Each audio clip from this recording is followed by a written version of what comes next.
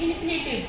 To purchase हमारा infinitive है जो कि नाउन है और एज अ कॉम्प्लीमेंट हमने इसको यूज किया है। ठीक है, अब हमने पढ़ लिया है कि नॉन फिनिट और फिनिट वर्ब क्या होते हैं। अब हम इसको पढ़ेंगे एज अ एडजेक्टिव। अभी हमने पढ़ा कि नाउन के रूप में कैसे इसका यूज किया जाएगा। दूसरा है हमारा एज अ एडजेक्टिव। एडजेक्टिव में इसको कैसे यूज किया जाएगा, जैसे मेरे एग्जांपल, मेरे भाई ने मुझे खाने के लिए केक दिया, तो सेंटेंस बनाएंगे my brother gave me a cake.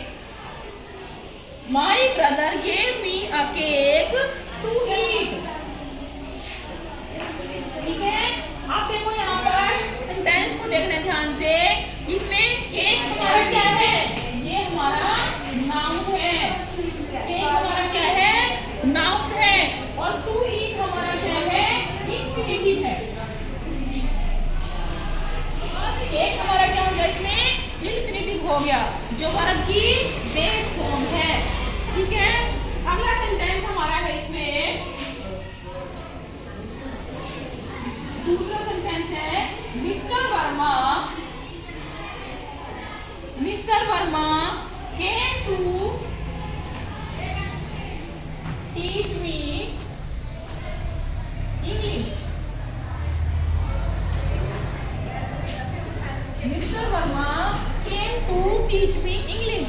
अब देखो केम हमारी क्या इसमें वर्ब है, केम हमारी क्या इसमें वर्ब है। अब टू टीच हमारा क्या हो गया, इसके आगे टू लग गया, वो हमारा हो गया इन्फिनिटिव। इन्फिनिटिव हो गया।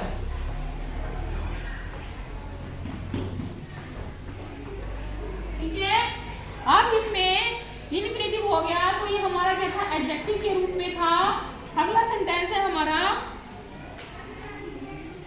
एग्जांपल है हमारे जो कि हमारे हैं, हमने इन्फिनिटिव और वेयर इन्फिनिटिव के बारे में पढ़ा है। इन्फिनिटिव होते हैं जहां हम टू लगाते हैं और वो हमारा नाउन, एडजेक्टिव और एडवर्ब की जगह पर यूज हो जाता है। अब ये हमारे example, mister Bean makes us laugh. जो मिस्टर बीन है हमें हंसाते हैं, हंसाने का काम करते हैं। तो यहाँ पर हमारा जो लाफ है वो क्या है, हमारा बेयर इन्फिनिटिव है। क्या हो गया हमारा, ये बेयर इन्फिनिटिव हो गया।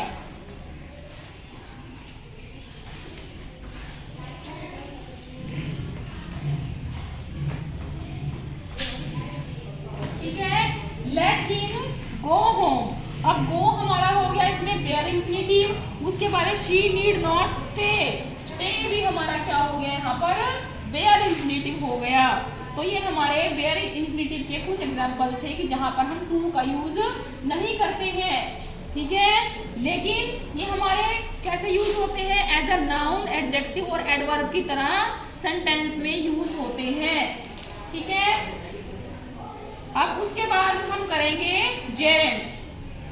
तो भी अब अगला हमारा पार्ट है जेरेंड का। हमने इन्फिनिटिव के बारे में पढ़ा था। जेरेंड क्या होता है कि जिसमें वर्ब के साथ आईएनजी का यूज किया जाता है तो उसको हम जेरेंड कहते हैं। और उसमें जो आईएनजी है वो एक नाउन की तरह काम करता है। ठीक है, जैसे हमने पहले पढ़ा था कि इन्फिनिटिव में किसमें एडवर्ब, एडजेक्टिव और नाउन तीनों का काम करता है, लेकिन जेरेंड में सिर्फ वो नाउन का ही काम करेगा। जेरेंड को हम वर्बल नाउन भी कहते हैं। ठीक है, जैसे सेंटेंस है टीचिंग इज माई हॉबी।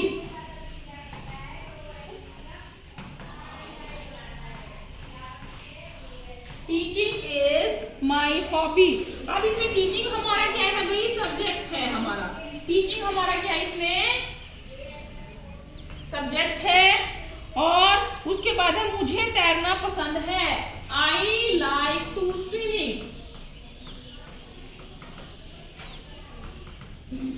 ठीक है, अब इसमें हमारा सेंटेंस को I like to swimming. Swimming हमारा क्या है, इसमें जेरेंड है। जैसे टीचिंग हमारा क्या है, इसमें जेरेंड है, यानी कि वर्ब के साथ हमने आईएनजी का यूज किया है, स्विम के साथ आईएनजी का यूज किया है।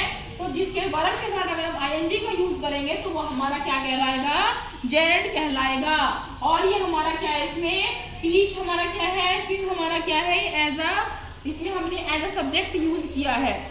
नेक्स्ट है my favourite hobby is singing अगला सेंटेंस है my favourite hobby is singing. अब सिंगिंग हमारा इसमें क्या है, जेरंड है, जो कि कॉम्प्लीमेंट के रूप में इसमें यूज हुआ है। तो देखो यहाँ पर हमने यहाँ सब्जेक्ट, ऑब्जेक्ट और कॉम्प्लीमेंट के यूज में हमने जेरंड का यूज किया है।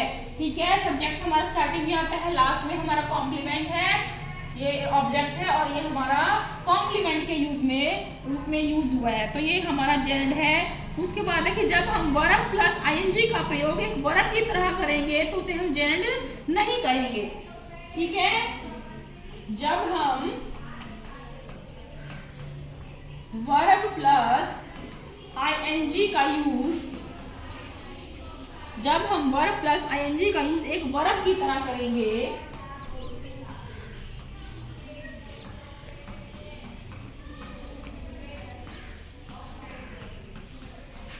तो वो जेरंड नहीं होगा, जेरंड नहीं होगा। ठीक है, अब जैसे एग्जाम्पल है I am teaching, I am teaching. अब इसमें टीच क्या है, हमारा वर्ब है कि मैं टीच कर रहा हूं। I am teaching, he is singing, he is singing. आप देखो टीचिंग और सिंगिंग ये एक नॉर्मल वर्ब की तरह यूज हुए हैं। इसमें कैसे हैं, ये नॉर्मल वर्ब जो हम सेंटेंस में यूज करते हैं। तो ये हमारा जेरंड नहीं है। ठीक है, ये हमारा जेरंड के बारे में था।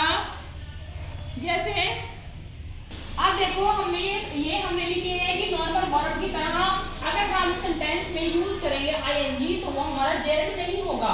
अब इसमें हमने लिखा है दे love eating pasta, caring you is my favourite verb. ठीक है, तो ये हमारे इसमें क्या हो गए, जेरंड, क्योंकि ये हमने नॉर्मल वर्ब की तरह इसको यूज नहीं किया है। तो हमने ईटिंग और केयरिंग इसमें हमारा क्या हो गया, जेरंड हो गया।